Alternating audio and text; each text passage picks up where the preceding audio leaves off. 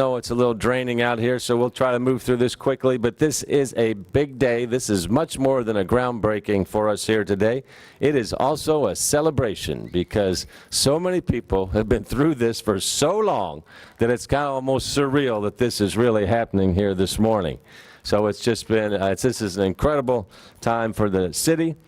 And when you think about how long this has taken to happen, I can just speak for the term that I've been in office. In the 7.5 years I've served as mayor, I've just seen the incredibly hard work that's taken place here from Metro Animal Services. And then so many people in the community, as evidenced by this crowd here today, that have come together to do incredible work for our animal friends. And let's go back a while, 7.5 years, and before that, there's no secret that when I came into this office, this agency here was really struggling. Back then, our live release rate was around 70% for dogs and 30% for cats. And then there was all kinds of stuff going on as well, and a facility that was quite dated. And we looked at all that and said, something's got to change here. We're a compassionate city, and how we treat our animals is certainly part of that as well. So we immediately started trying to expand our partner network. We reached out to the Kentucky Humane Society, ASPCA, Alley Cat Advocates, and others to bring that release rate up steadily. I want to say for Alley Cat Advocates, I want to say Karen Little. Where is Karen? Karen is an amazing person, an amazing citizen. We would not be here today, Karen, if it was not for you.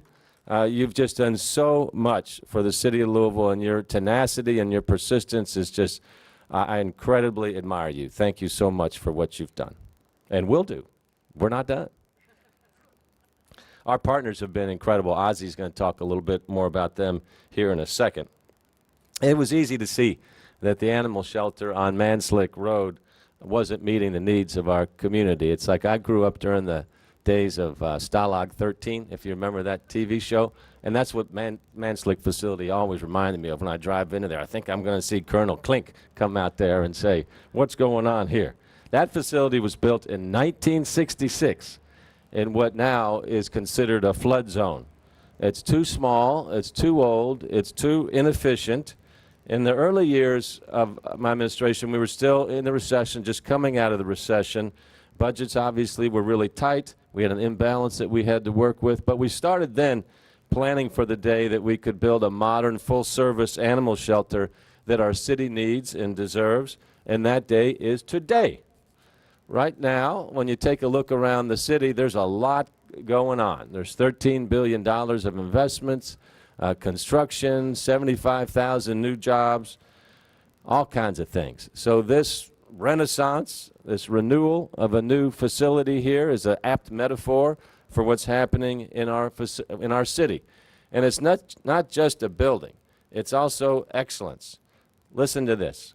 In 2017, not one dog, not one cat in our care was euthanized to create space or because they'd been here too long. Not one. That's a huge deal. Thanks to the work of a great team, outstanding community support, innovations like our Pay It Forward free adoption program and other efforts, today Metro Animal Services live release rate for both dogs and cats is over 90%. So Louisville has officially achieved no-kill status. Who knew that was going to happen? That's been a long journey. The new facility is going to be incredible.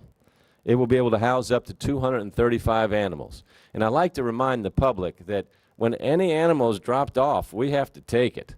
You know, so it's not just dogs and cats. It's snakes, it's cows, it's goats, you know, and it's amazing what happens here. So our staff that have the flexibility to deal with this, they're just incredible. So 235 animals. It will include a community spay and neuter clinic as a standalone feature, as well as a veterinary wing that will include the shelter's first X-ray machine and 4 surgery tables and much more. Think about that and compare it to what we have right now. So we're going to invite you all back for the grand opening in the summer of 2019. Yes, that's just right around the corner. Our facilities team is going to be heading the charge. So Kathy Duncan, Mark Zoller, Kathy couldn't be here, but Mark and I were just talking. He's been a Metro employee for 21 years, and he says, we've been talking about this for 21 years. And this is going to be an incredibly interesting project for you guys because of all the moving parts. So thank you in advance for your tremendous work on that. Our staff here, you guys over here, are incredible. What you've done to kind of keep pushing forward with improvement on this, and what's tough about their job is that animals just keep coming in. You know, it's like, okay, you think you're going to catch your breath, you wake up and all of a sudden here's 14 cats, you know, or here's literally a goat, a big snake. What do you do? So you guys, the tenacity that you have to keep dealing with all the incoming and in the way that you've formed these partnerships over the years and the results that you've achieved, you have been true champions for the city. So let's hear it for our staff here. Great job. Great job. I'm going to have the opportunity to brag on Ozzie Gibson a little bit more here in a second, so believe me, I have not forgotten that. Our Metro Council has been great partners, obviously. To fund something like this, it needs to happen with the help of Metro Council. There needs to be a champion on the Metro Council for this. Pat Mulvihill has stepped up time and time again for us in a very positive and productive way, building a team so we can come together to face our challenges and then lead to a day like today. Please welcome Councilman Pat Mulvihill.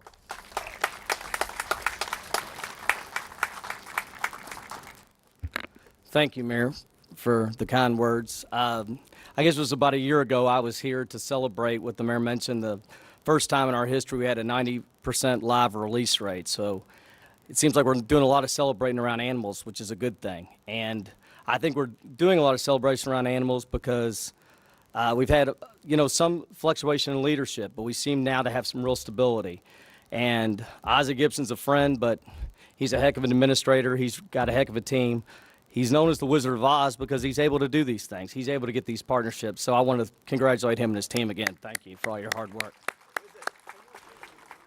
And so it's exciting to have an $11.3 million investment here in District 10. We're glad to always have that, and it's great for our animal community. As the mayor said, it's been long, long overdue. So with this, I understand this facility will allow Animal Services to have the largest selection of adoptable pets on one property in the region, so that's really, really good. It's going to allow us to offer spay and neuter surgeries at low or no cost, which will, again, help to the live release rate, which will eventually reduce the number of stays. And finally, I think we've had in the past to farm out surgeries. Well, it sounds like we're finally going to have a facility that can be all-inclusive and do everything. So kudos to you, Mayor. I was there for those initial dark days, and thank you for getting this initiative done. And again, thank you to the Wizard of Oz, his team, and all the partnerships. Thank you. All right, great job. I'll tell you who else has stayed strong throughout this whole process is Ellen Hessen. Ellen is the deputy mayor. She keeps a very low profile. She's over here, but Ellen has always said, got to get the Animal Services project done. Got to get it done. So, Ellen, thank you so much. To you and Doug Hamilton, who Chief of Administrative Services. Doug, I see you over here. There's a lot of competing demands for these dollars, and you've got to have champions that say, let's keep our eye on the ball here, and everybody got it done. Speaking of demand for dollars, Kathy Zion, a wonderful community leader who steps up in so many ways. In this particular capacity, she's leading us with our friends of Metro Animal Services and is helping us with our fundraising effort and many other things. Please welcome Kathy Zion. Thanks so much. I got to say, I just wish I were Etta James that could say, "At last," just sing it out because we are so excited. I will tell you that there's a lot of us who have been on the Friends of Metro Animal Services Board, which we now call FOMAS, who have thought we'd never see this day. But we can't tell you how excited we are to finally see that we will soon have a safe, healthy shelter for our Louisville's homeless animals until they find their forever home. There are a few people in particular we'd like to thank for making this day a reality. First of all, Ozzie Gibson, who the mayor has already talked about. But Ozzie came out of retirement about 2 years ago, which you were way too young to retire anyway, Ozzie, during some very difficult times. But he has initiated our Pay It Forward free adoption program, our managed intake, and worked with local as well as shelters in other states to move animals for quicker adoption.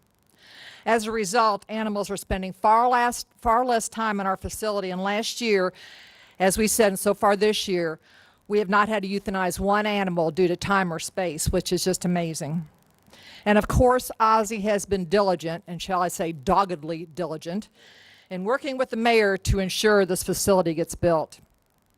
I would also like to thank Amy Wasatsky, our board chair of LMAS, who has been in there continuing to support this, as well as Mayor Fisher, Ellen Hansen, Doug Hamilton, and Metro Council.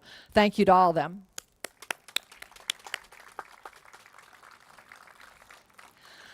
So we're getting this wonderful new facility, and to ensure that it is a state-of-the-art shelter, we need to raise some money, about $1.5 to $2 million.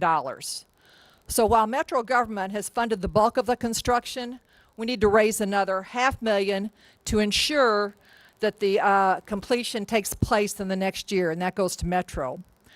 Then we need another $500,000 to enhance the facility to a state-of-the-art shelter with a focus on medical care and spay and neutering. Then we want to raise another $500,000 to $1 million to begin funding an endowment for behavior training and medical treatment for shelter pets, as well as fund medical vouchers to encourage eligible people to keep their pets.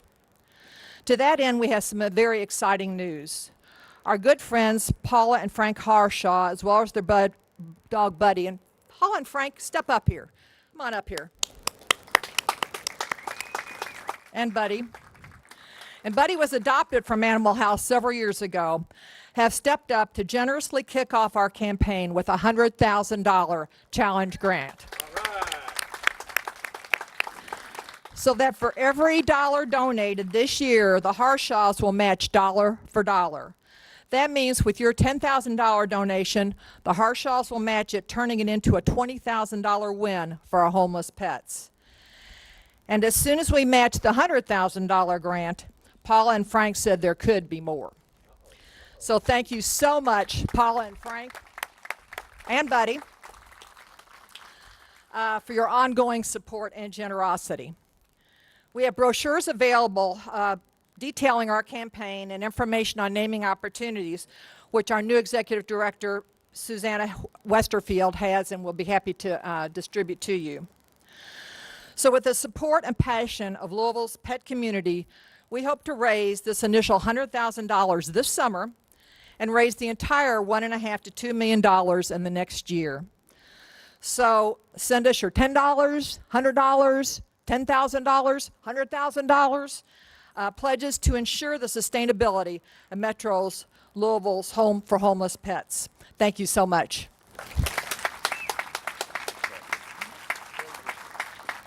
Thank you, Kathy. Thank you, Frank and Paula. You guys are great citizens. The Harshaws helped the city in so many different ways, and just really appreciate y'all stepping up and seeing a great model again. Great model. Ozzie Gibson, also known as the Wizard of Oz.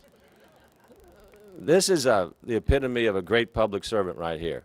Ozzie retired from Louisville Metro Police Department, is one of the top dogs, and said he was looking for a time to relax for a little while. Many people fail retirement, and we had a tough job here. We needed some stability at Animal Services. We had a great team, but we needed somebody to kind of provide a calming presence and then also put in the right procedures, the right processes, the day-to-day excellence, builds a partnership with folks so that we could achieve no-kill status. That was always the goal.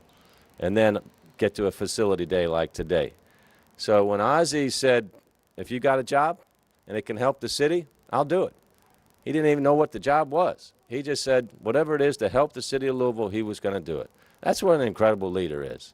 And then he came in here, worked with his great team, and then has led us to this great announcement here today. So please join me in thanking and welcoming Ozzie Gibson.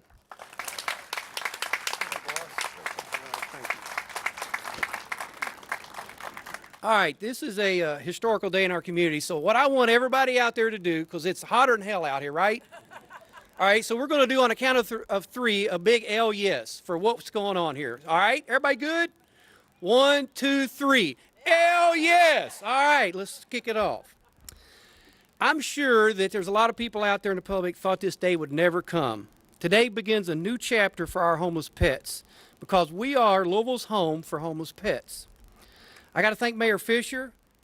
He's not a person that gives up or surrenders, that being an example of the last 7.5 years to get us where we're at.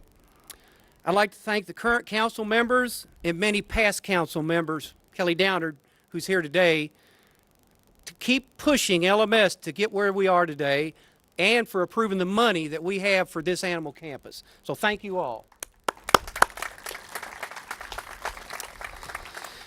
The mayor mentioned a lot of groups that has helped along the way to get animal services where we are. There's a couple more: Target Zero, Best Friends Animal Care Society, Shamrock Foundation, Saving Sunny, Arrow Fund, My Dog Eats First, Petco, PetSmart Charities, and I've probably left out a lot of them.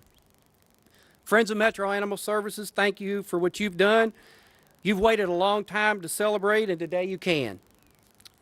To all the citizens that foster, volunteer, and adopt our animals, I thank you. Our build team has worked extremely hard to put together a shelter design that meets the needs of the present time and to last into the future. Our consultant, Animal Arts, who was referred to us from none other than UC Davis, has put together a state-of-the-art facility. Last, I want to thank my employees over here. They humble me every day with the compassionate effort they have to save every animal that comes in, most of them in poor conditions. As the mayor said, when I got here, I've instituted a lot of stuff and asked them to change a lot of stuff, and they've all stepped up to get us there. So a big hand for them.